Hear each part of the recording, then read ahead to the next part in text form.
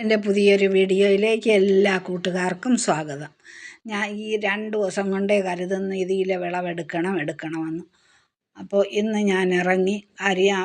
ഒരുപാട് മുളക് അതിൽ വിളഞ്ഞ് നിൽക്കുന്നു. എനിക്ക് തൈ ഉണ്ടാക്കാനും അവരെ വിളയിപ്പിച്ച് ഉണക്കി അതും എടുക്കണം. അപ്പോൾ അതിന് നല്ല മുഴുത്ത 2 മുളകിനെ അതിൽ നിർത്തി ബാക്കിയെല്ലാം ഞാൻ പിച്ചിയെടുത്ത്.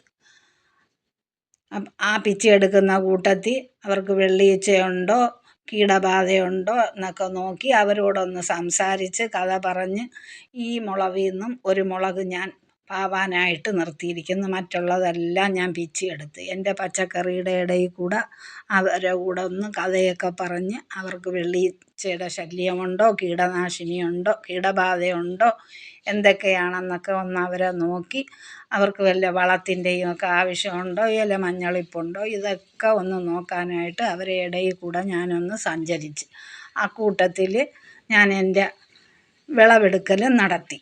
പയർ, വെണ്ട, വഴുതന, പച്ചമുളക്, ചീര ഇതിനെയെല്ലാം ഞാൻ പിച്ചിയെടുത്ത്.